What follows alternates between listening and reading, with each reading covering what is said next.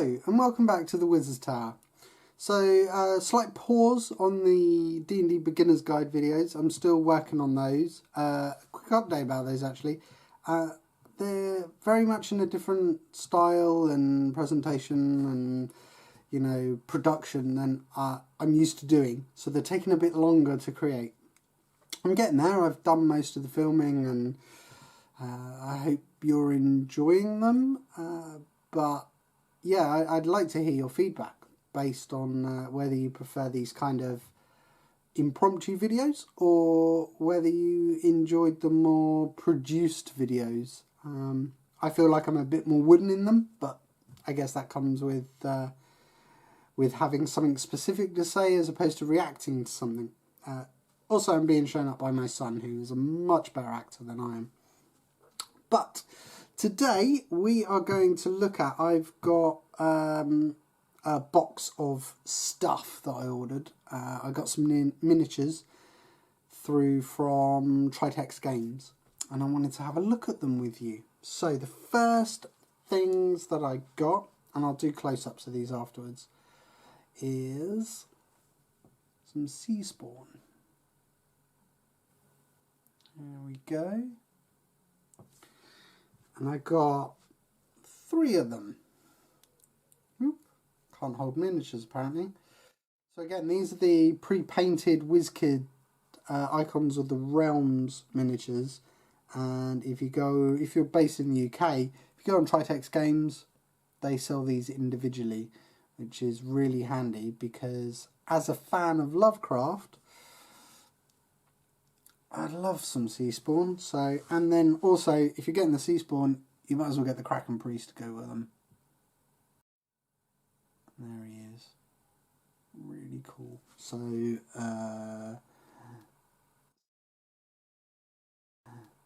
sea spawn and Kraken Priest.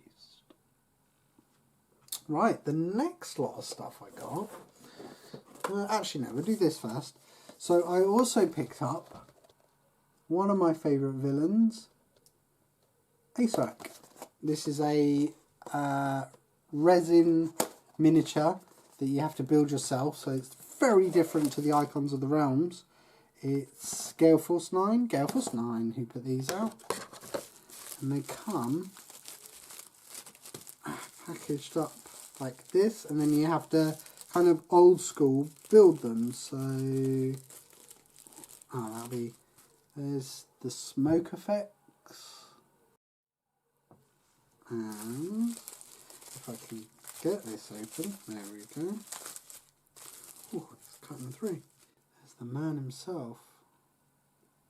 Really nice. There he is, and his base is in the final little package, which, there we go, couldn't seem to get into them. So these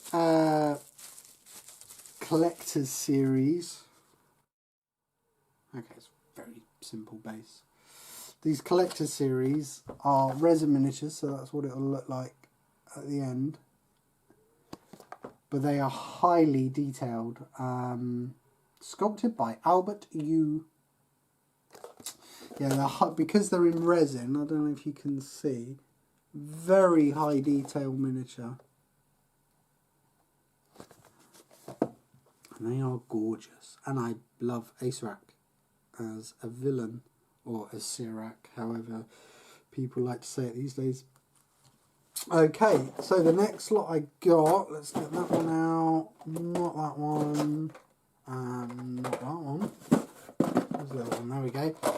These are a couple of random WizKids pre-primed miniatures that I got. So I got the Halfling Rogue from Nolzors, and this, if you saw my last video, is the, okay, that didn't open quite as well as I was hoping. There we go. This will be for Katie's character.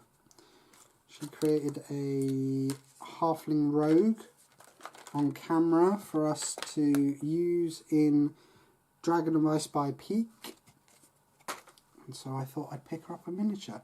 So again, these are a bit different to the pre-painted in that they're unpainted. Really nice. They do come pre-primed, so you don't have to base coat them before you paint them. Really, really cool. But the bonus to getting these nozzle stuff is that you can literally pick what you want. So I said I would like, you know, 2 Halfling Rogues. They also do a series, same scale, same sculptors, I believe. But these ones are for Pathfinder, deep cuts. And this one, because I don't actually have that many of them, is it officially a Halfling Rogue? Sorry, an Elf Rogue? I think it actually says. But it is. That's why I picked it up. Yeah, it doesn't actually say on the packet. That's quite funny. Oh, Elf Female Rogue. There we go. So, there's the Elf Female Rogue. 2 daggers. It was purely because I don't have any. So I really like the sculpts. There we go. Like I say, I'll do some, well, I'm about to tell you, I'm going to do some close-ups. You'll already know that because I'll be interjecting them. Okay, so in addition to those 2, I actually got 3 lots from the newest wave. So they do them in waves. And I pre-ordered these and just got them through. So the first one I got through is a Tabaxi Rogue, female. The reason I got the Tabaxi is that one of Katie's favourite characters that she ever played was a Tabaxi named Nimble. They're really cool. So Tabaxi, in case you don't know, are cat people essentially. Cat folk.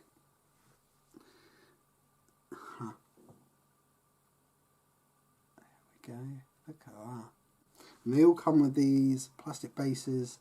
So you just glue them on to the plastic base and you're away. I don't tend to use these because they're a bit thin, which is fine. But I've actually I ordered some thicker bases so that it keeps it in line with the pre-painted. Okay, the other one I got is purely because I literally do not own one of these. And also, I think my son looks a little bit like a turtle sometimes, thin. So I ordered some turtles. Turtle Wizard. Let's crack this open and have a look, shall we?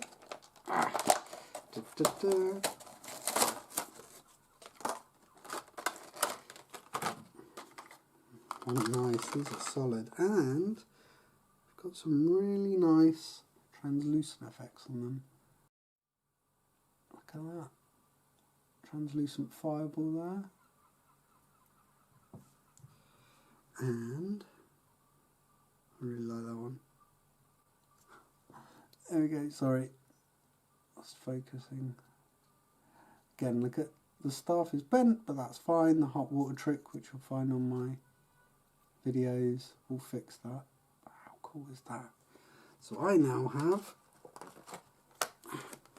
a couple of turtles and bases. Okay, and the last one, the Pierce de Resistance, I guess you could say, is another miniature that I got for our Dragon of Ice by Peak playthrough. I guess it's not really a spoiler because he's right on the front and in the name, but I got Nozzle's Marvellous Miniatures, a lovely young white dragon, who is the main villain stroke threat in the Dragon of Ice by Peak. So that said, we're not going to be doing that much miniature encounters when we do the playthrough. What I was fearing was I'd do any of the complicated battles and, you know, some just to show you the difference between Theatre of the Mind. This big base. And we have this base which has a translucent, and that's a pretty thick piece of plastic. And then there is the dragon. Really, really nice. And that goes in a very specific way. Is that it? I think that's how it goes in. Yep. There we go.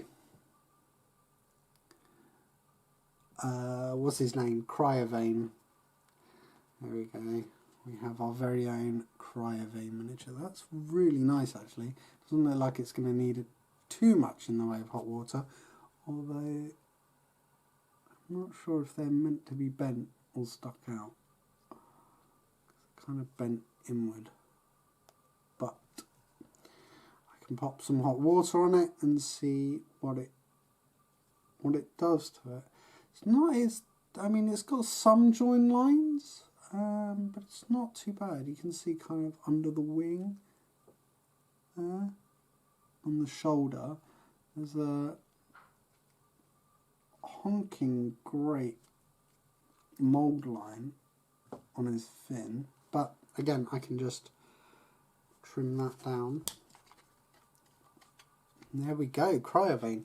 So that was my latest haul of random miniatures.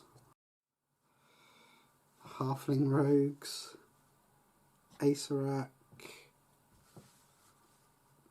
the Sea Spawn, and the Kraken Priest, and the Young White Dragon. So, thanks for joining me and having a look at these miniatures with me. So, next videos I will continue pumping out those D&D Beginners guides. Got 3 more to go, which is Rules, Role-Playing and Dungeon Master.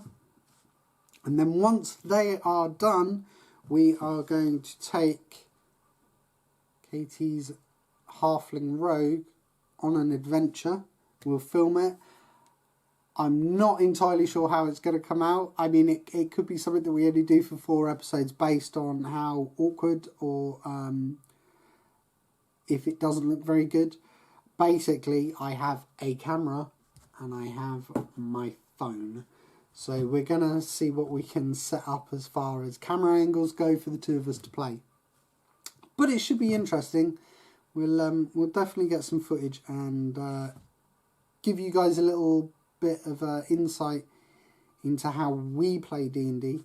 It's not how D&D is played by any means, but it'll also give you an insight into the Essentials kit and the adventure that comes with the Essentials kit. Anyway, I'll leave you there. Take care. Thanks for joining. And if you like this video, like and subscribe. It all helps me get, you know, seen out there and expand. The bigger I get, the more stuff I can put out for you. So, see you next time.